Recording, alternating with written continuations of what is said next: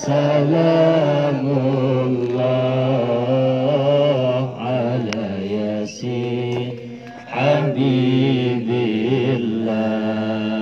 Salatullah salamullah ala Taha Rasulillah. Salatullah salamullah ala Yasin Habibillah.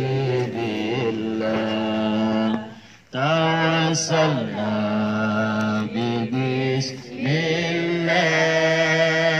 wa bil hadi rasulillah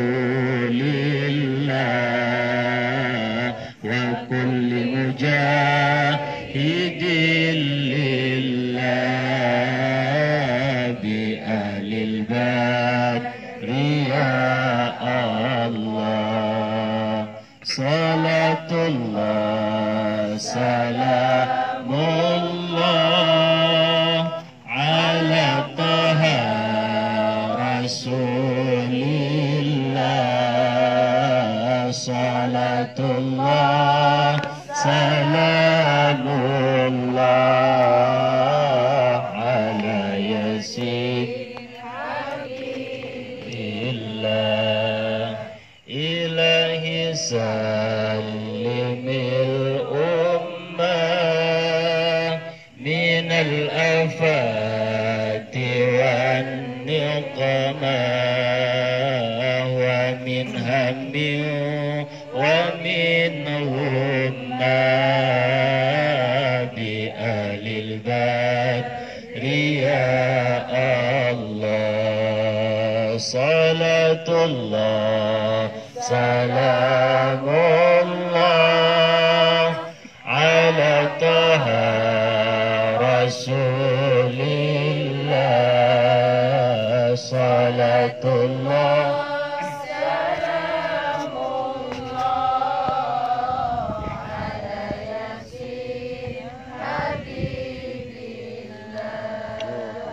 Hadirin yang saya hormati dan senantiasa dimuliakan oleh Allah Subhanahu wa taala.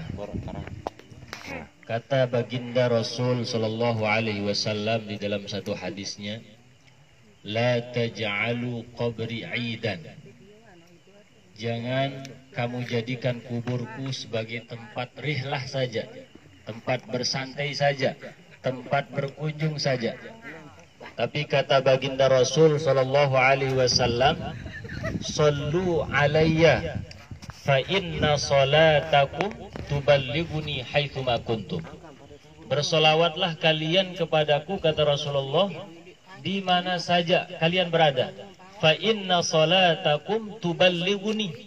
Niscaya solawat yang kalian baca, kata Rasulullah SAW, di mana saja kalian berada dan dalam keadaan apapun, solawat itu akan sampai kepada baginda Nabi besar Muhammad sallallahu alaihi wasallam.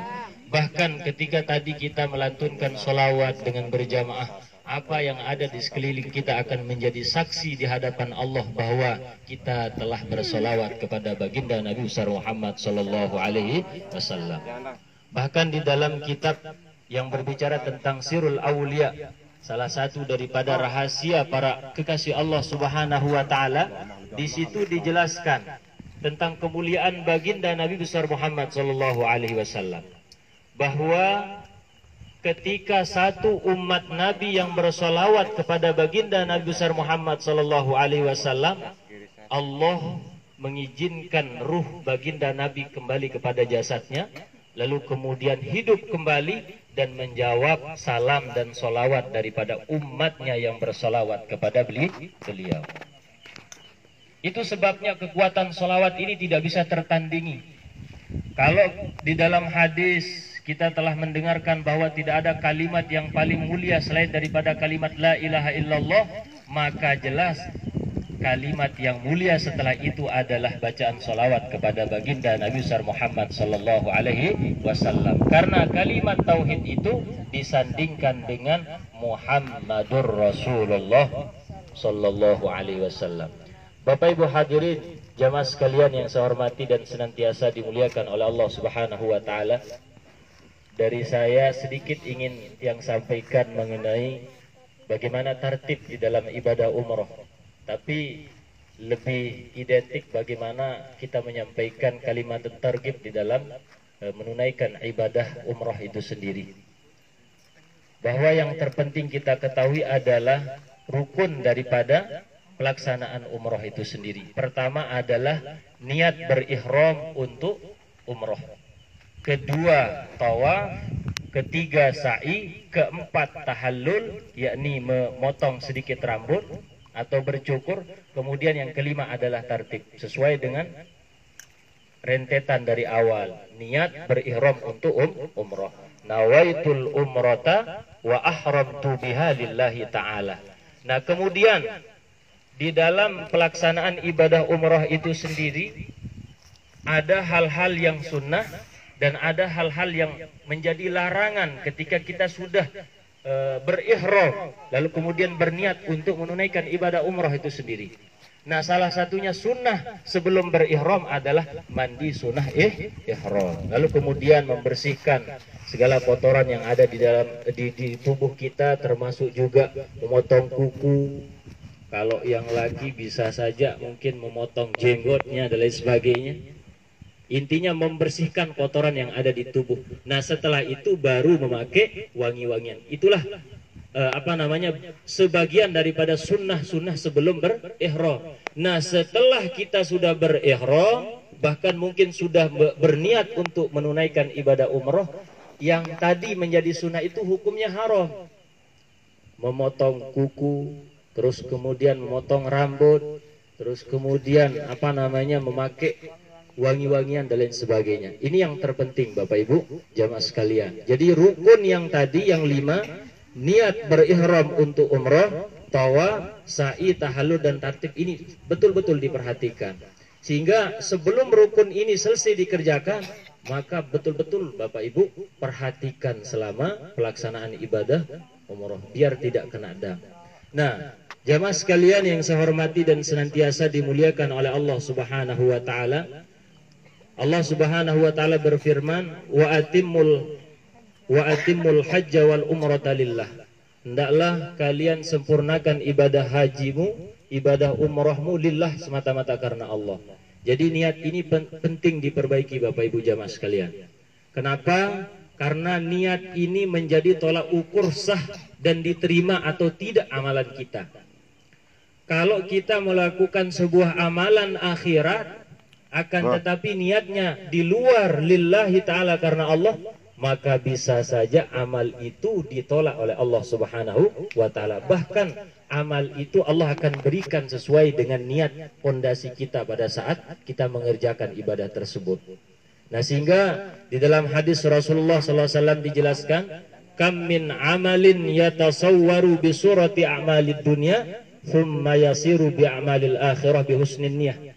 Kalau saat ini Bapak Ibu dalam keadaan berwisata, tetapi niatnya semata-mata untuk bagaimana melihat kekuasaan Allah Subhanahu wa taala di tempat wisata ini, maka akan tercatat menjadi bagian pahala di sisi Allah Subhanahu wa taala.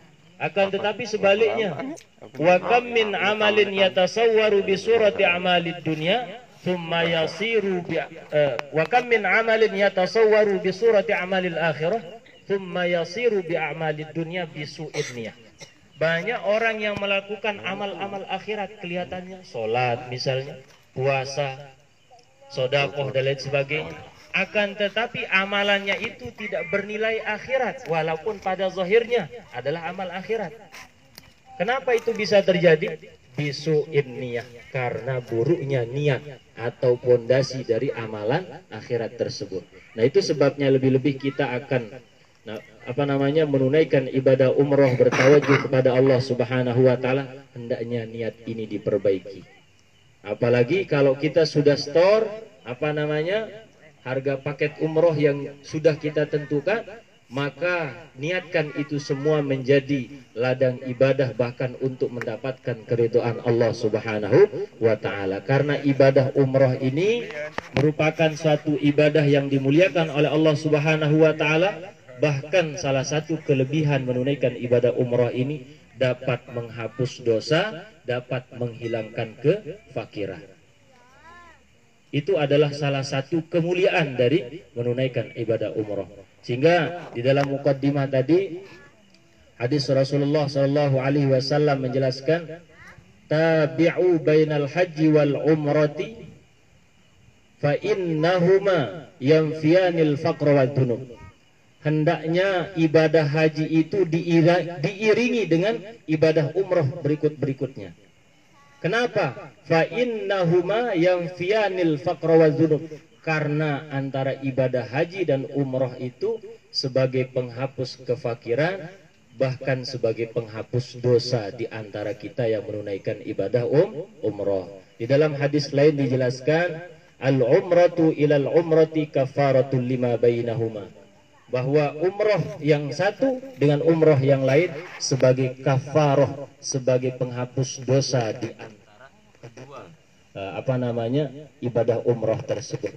Oleh karena itu Bapak Ibu jamaah sekalian yang dimuliakan oleh Allah Subhanahu wa taala, karena sering sekali kita temukan kalau sudah di di Madinah, bahkan di Makkah Al-Mukarramah, banyak ini pengalaman saya sendiri, di antara jamaah kami itu kadang-kadang kalau sudah sampai di Madinah shopping belanja terus, lupa kepada baginda Nabi Shallallahu alaihi wasallam. Saking tidak fokus menunaikan ibadah jamaah sekalian, saya cerita bahkan pernah terjadi jamaah lain pada saat sa'i ini mendekati Bukit Marwah, di situ ada ayat yang dibaca, Innas Safa wal Marwata min sya'airillah. Nah, jadi mutawif membimbing jamaahnya untuk membaca ayat itu.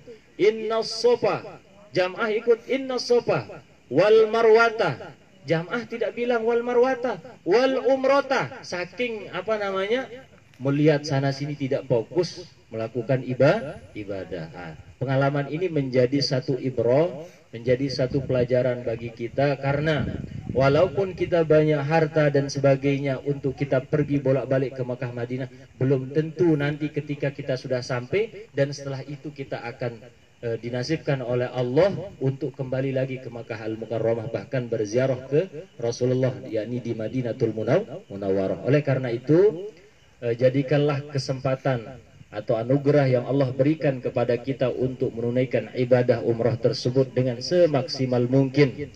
Sebab kenapa? Siapa tahu itu adalah akhir ibadah kita.